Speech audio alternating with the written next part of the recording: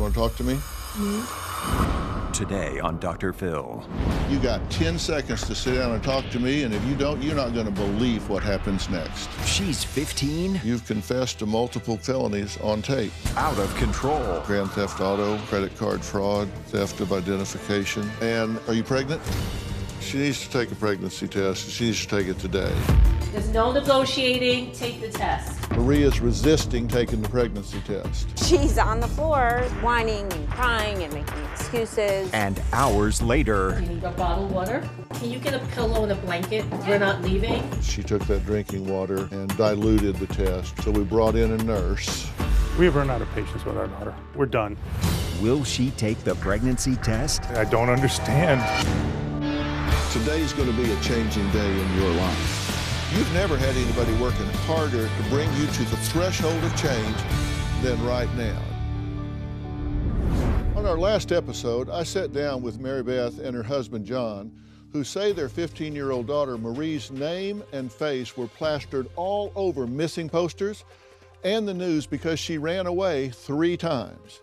According to her parents, Marie also sold stolen items, took their car without a license or permission, and swiped her mother's credit card and used it to charge an Airbnb room to party with her friends. So, Mary Beth and John installed these security cameras all over their house, removed her bedroom door, and bolted her window shut, only for Marie to not only sneak out of the house again, but, according to her, return home pregnant. Her mother took our daughter to a clinic to determine the status of her pregnancy. And under state law, that clinic does not have to share the information with the parents, and Marie asked that it not be shared. In the diary entry, there's a shopping list. I need diapers, newborn clothes, pacifiers, hospital bag. Right now, her daughter headed down the wrong path and seems to be in a steep nosedive to nowhere. The one thing that she's shown any judgment about whatsoever was taking steps to protect herself sexually. But see, we didn't give her those condoms. We didn't give her permission. No, you took them away. Yes, we did. Why Take away take resources. them away? Because you wanted her to have unprotected sex? No, we wanted her to stop. Yeah, it's Oh, just, that'll work. If she's pregnant, how far along is she? Probably she's now 3 months. This is an alleged sonogram she's taken. Have y'all seen this? I have not. She always hide the phone from us. She says that she's about 12 weeks. Okay, well, we spoke to some physicians, and they said, in their trained opinion, that she is more likely in the 2nd trimester and 22 weeks pregnant, not 12. We have no influence with this girl. We have no leverage with her. She's holding all the cards. This child decides to go and fabricate some story. The system is designed to believe and protect her. You're not going to be innocent until proven guilty. You're going to be guilty until proven innocent. She could ruin my career and take away my livelihood with a word. There's a video that I wanted to point out. Don't you know maybe those stuff they give to you are stolen? I know. This wild, wise, and worldly teen has now confessed again on videotape that, yes, I have been in receipt of stolen goods and then fencing them. Those are 2 independent felonies. She doesn't quite have the leverage here that she thinks she does. She's not out here. She's back in the green room. I'm not going to bring her out here, but I am willing to go chat with her with y'all's permission. Please do. But I don't want to go back there and talk to her if you don't have the appetite for doing what it takes to get her under control. We will try our best to, face the consequences. We're frustrated. We're out of options. We don't know what else to do. I'm going to go talk to her. Yes. Okay? Thank you. I'm about to meet Marie, who is in the green room. Now, I've heard that she isn't sure if she wants to talk to me. Whatever happens, her face will not be shown in order to protect her identity. Knock, knock. How are you? Not good. Yeah, you want to talk to me? No. Well, sit down a minute. I want to talk to you. I don't want to be talked to. Yeah? I don't know why they're pointing the cameras at me. We're not going to show your face to anybody. You going to let her mic you? No. Okay, well, you can listen then. You want to stand or you want to sit? Okay. So I've been talking to your parents. They tell me that your attitude is pretty much that you're going to do what you want to do when you want to do it, and there's not anything they can really do about it. So there's not much point in being here, right?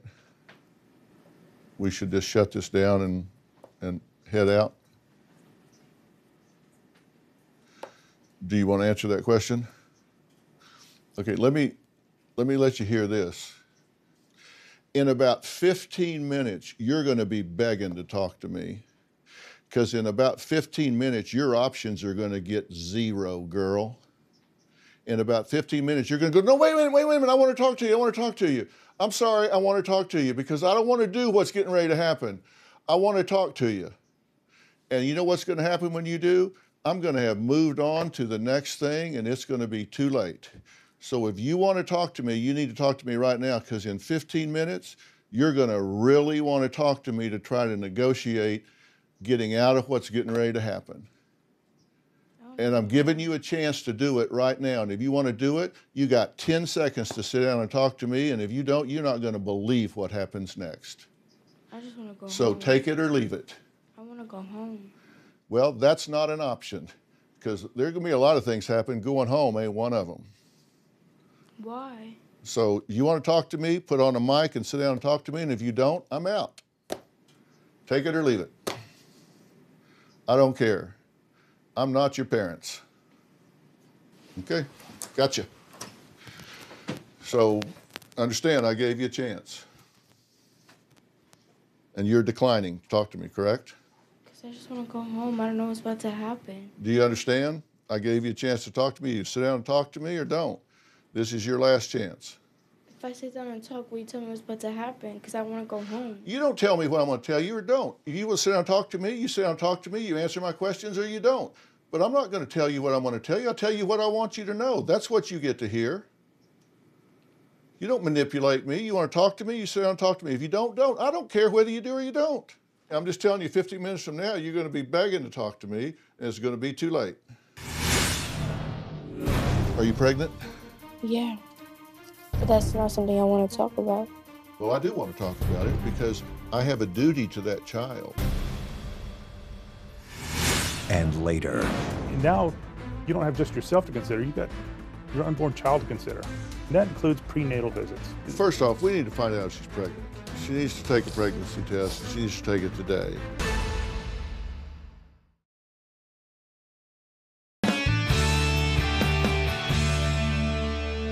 I'm just telling you, 15 minutes from now, you're going to be begging to talk to me, and it's going to be too late. All right, I'll talk.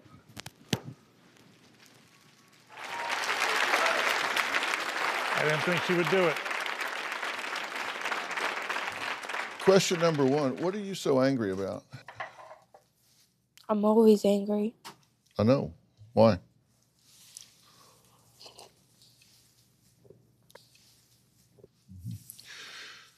You said the reason that you're always laughing and don't answer your parents is because if you disappear for 2 or 3 days, that people are going to come to your house and kill your whole family. Who said that? You did. When did I say that? You wrote it down.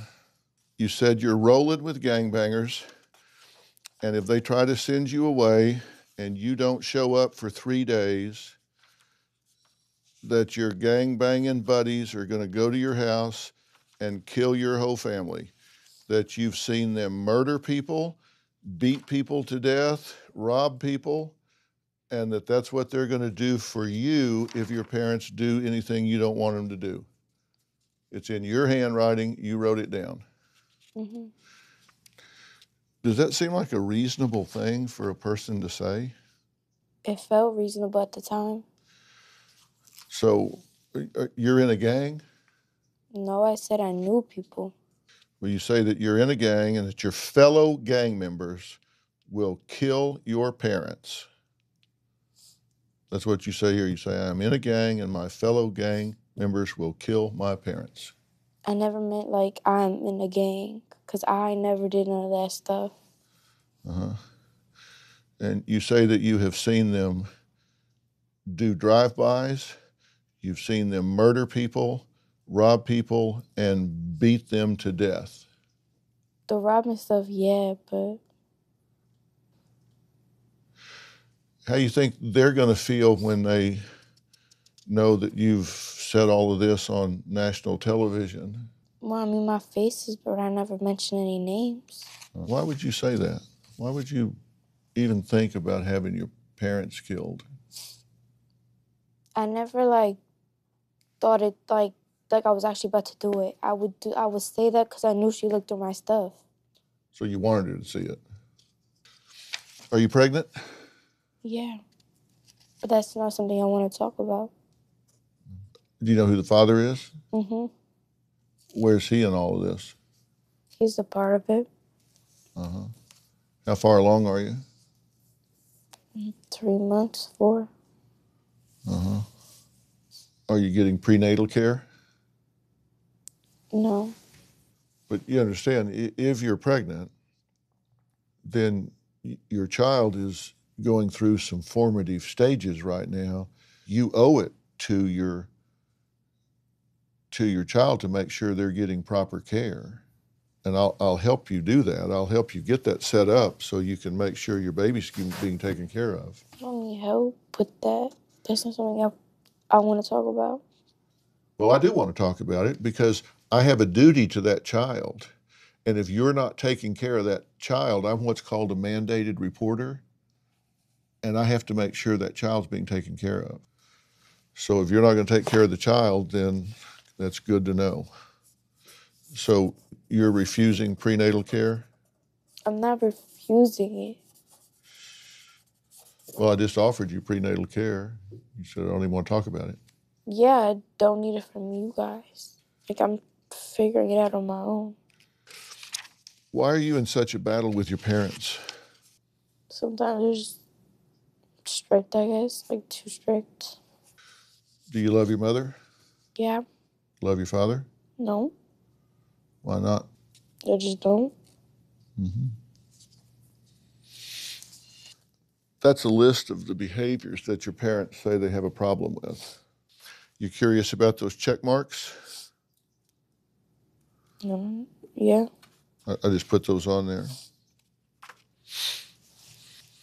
Those check marks are by all the things that are criminal behaviors, that are all still within the statute of limitations, that are all prosecutable, like grand theft auto, credit card fraud, theft of identification, shoplifting, receiving and selling stolen property. Those are all things that are felonies, and they're also things that you've confessed to on videotape. I never confessed to the stolen item thing he's like selling and Really? get it. A way to make easy money. This guy like will help you make easy money. Sometimes they would find stuff for us and then we would like go sell it for more. Don't you know maybe those stuff they giving to you are stolen? We knew. So why are you involving with this? Do you know you're gonna be in trouble?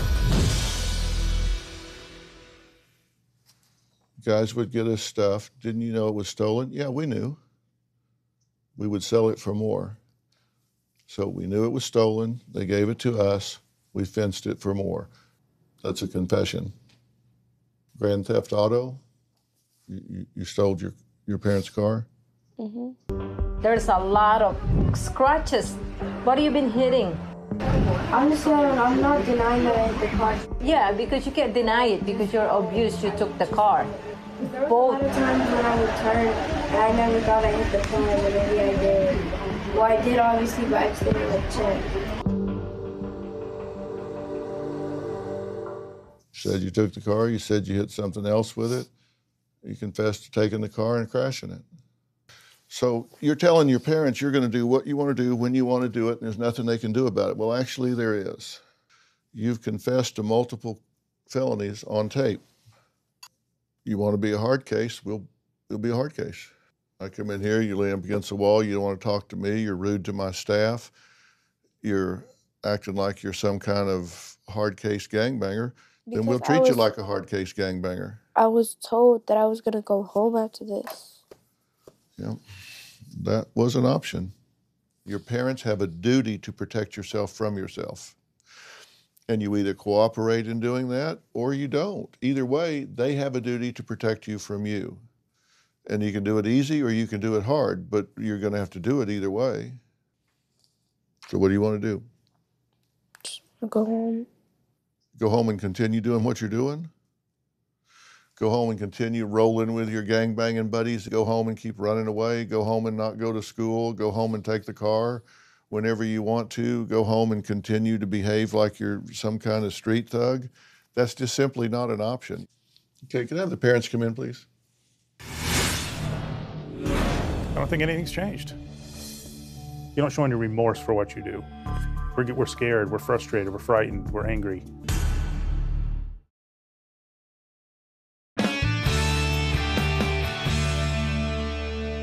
Thank you for coming back. You guys have been listening to our conversation Yes, so we far? have. What do you think about our conversation so far? You've seen some of the reluctance and belligerence we encounter at home. What do you think about where we are at this point? I don't think anything's changed. Mm-hmm. She wants to go home. Beyond that, she doesn't have a plan. Mm-hmm. She's not willing to meet us halfway or discuss possible solutions or changes in her behavior. And, we want to make the situation better. I'm not sure that she does. You can either participate in this conversation and give them some reason to believe that there's some sort of different agenda here or not. It's up to you. Because my advice to you is the last thing you do is take this sullen, chip on the shoulder, I don't have to do a damn thing you tell me, attitude, child, back home and go right back into the pressure cooker that you were in. That is the last thing I would do. I would either find someplace else for her to go, or I would prosecute her and file multiple charges against her and have her arrested, and do not hire her a lawyer. Let those chips fall where they will, and let her spend the next 4 years in jail until she reaches 18 or 19 years old. Whatever. She's either going to get involved and get in the game, or she's not. But I would refuse to be held hostage in my own home by a hostile child with this attitude. You're not willing to work with these guys to try to put anything together. So You guys are not telling me like what you want to do. I've yet to hear you say you're sorry for anything or accept responsibility for your actions. I do, like what I did was wrong. I know that.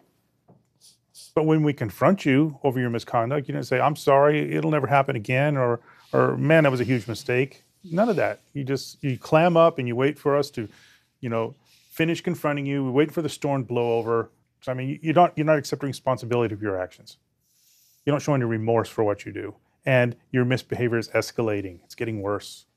We're scared, we're frustrated, we're frightened, we're angry. Nothing we can do or say seems to get through to you. We're at a loss. We don't know what to do next. But we still care about you. We still love you. We still want to help you become the wonderful person we know you can be. We want the best for you. You can tell everybody in the world you don't love me anymore. You can call me by my first name, as long as you do that from a happy, safe, healthy place.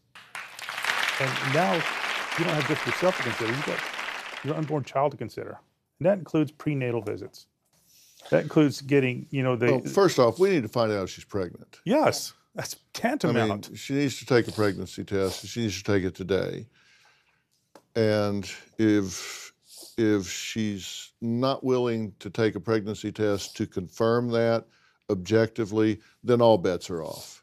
Are you willing to take a pregnancy test now?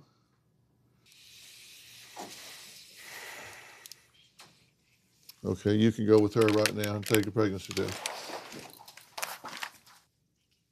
While she's doing that, we should just take a few minutes. Let's just get down to brass tacks here, okay?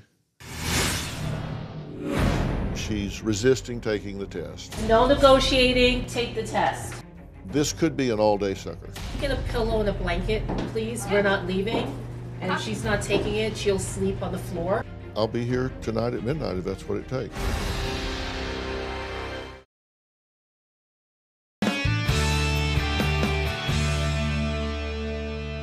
She's either pregnant or she's not. And if she's willing to take the pregnancy test, she probably is. And at that point, number one is you need to run, not walk, to a physician that can close the gap on the prenatal care that hasn't been done. That needs to happen immediately. And then you have to make a decision as to whether or not you think she can do enough of an attitude adjustment to handle this on an outpatient basis. Whether we can get family counseling in that can come in and work with you intensively on an outpatient basis to turn this situation around, and I'm happy to marshal the resources and bring that to bear. And if you don't, then we have to investigate every possible resource that is available for inpatient care for a pregnant teen, and that narrows the options a fair amount. Doesn't eliminate them, but narrows the options. You guys are going to need to do a crash course in parenting about how to handle someone that's in this position. And the third option is, if she wants to stonewall, is prosecute her. Now, I would recommend treatment options before prosecution, but that's up to her. If she wants to, act like a hard case, then I would do that before I would do nothing. We have run out of patience with our daughter. We're done. And I understand. Things have to change. And she has to want that change because she can resist. Well, no, that's not true. I understand. Eventually she has to want that change. But if you sit around waiting for her to want to do something now, you and I are going to get a lot balder. You just have to decide, we're going to do this, whether you want to do it or you don't, we're going to do it. And then you hope that eventually you put her in a program that's a meritocracy where she has no privileges, she has nothing until she begins to behave in a constructive way, where she begins to say, wow, there is a direct cause and effect relationship between my attitude and conduct and my quality of life. And in a controlled environment, you can demonstrate that. But if you have the right as her parents to compel her to go. See, the last thing I had with my daughter was our relationship, and she has ended that. I have nothing left to lose. How are you doing in here? You're not going anywhere, so take it. There's no negotiating, take the test. This could be an all-day sucker. Like right now, she's resisting taking the test. A bottle of water? Okay. Thank you. Allison, can you get a pillow and a blanket, please? We're not leaving. And if she's not taking it, she'll sleep on the floor in the bathroom. Thank you. There you go. Nurse Ellen should be here in 20 minutes. She's saying she needs water. Yeah, that's what she's been doing. Yeah, well, I'm very Excuses. patient. I'm very patient. Yes. I'll be here tonight at midnight if that's what it takes. I'm in for a penny, in for a pound. Thank you. Okay? Appreciate Thank you it. so much. All right, we'll talk again in Thank just you. a little bit. Thanks so much. Okay, thank Appreciate you. it.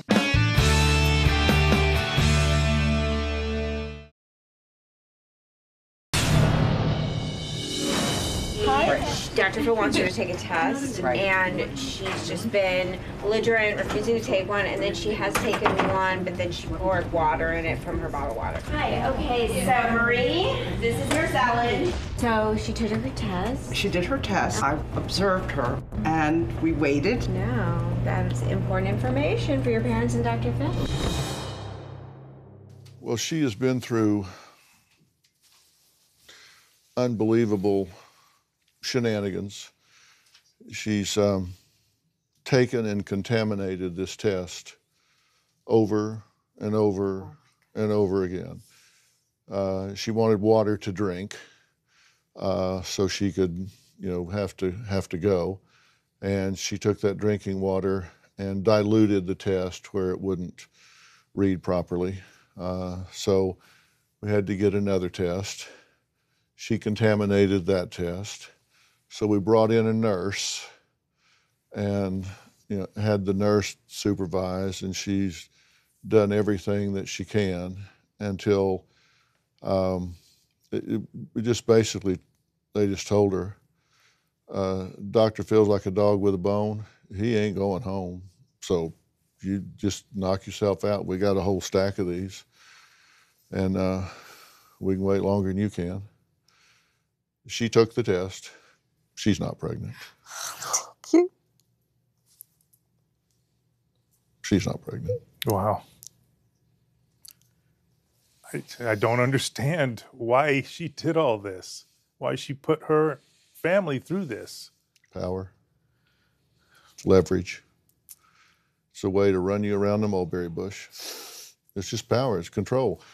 That's why I said, that's why she makes the terroristic threats against you. That's why she does everything, because she wanted leverage and power. And that's how she gets it. It's like, what are you going to do to me now? I'm pregnant. So we can harm her. Yeah, you can't do anything. You can't do anything to me. You got to put me on a pillow and carry me around. You can't punish me. You can't do anything. Because if you do, you're punishing your grandchild. Which brings me to another point. She might do everything she can now to get pregnant. It's going to be real hard if you listen to what I'm going to tell you to do. Because, I think she needs to unplug. Now, there's a place that we've worked with across the years called the Wingate Wilderness Program. And this is among the best wilderness programs that I know about. We've had good experience with them across the years. And it is a life-changing outdoor experience. And I think that's what she needs to do. That's my recommendation. Oh.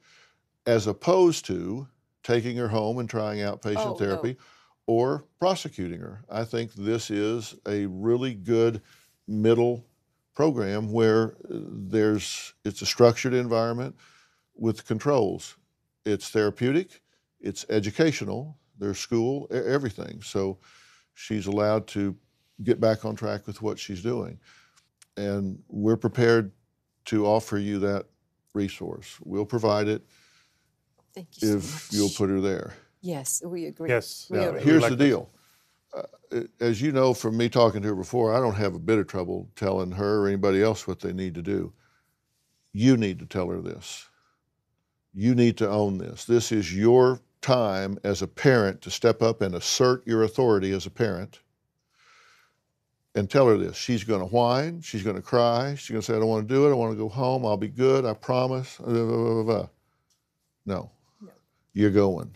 No. And he'll stand his ground. Yeah. You need to stand shoulder to shoulder with him. Yeah. Be a strong mom here. Yeah, I know right now she might hate me, but one day she's going to thank me for what I'm doing for her. Trust me. You'd a whole lot rather her be up there doing equine therapy and doing her academics and breathing fresh air into those lungs than finding her in a gutter somewhere because she OD'd with some drugs she didn't even know what was. Yes. Thank you so much, Thank you Dr. very much. Thank you, sir. I appreciate all your efforts on behalf of our family. You bet. I appreciate you guys and your patience.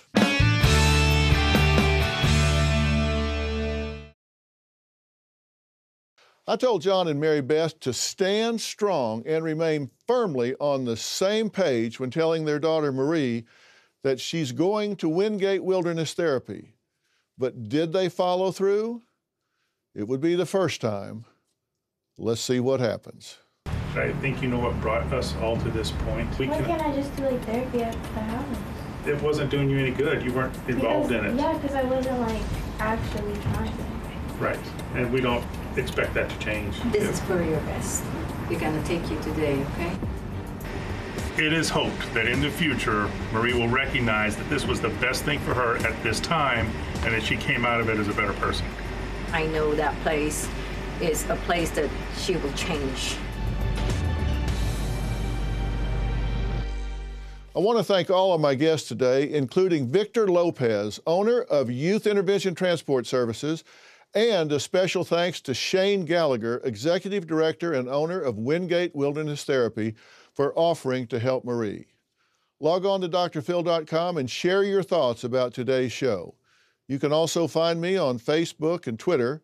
And don't forget to check out my podcast, Fill in the Blanks. We'll see you next time.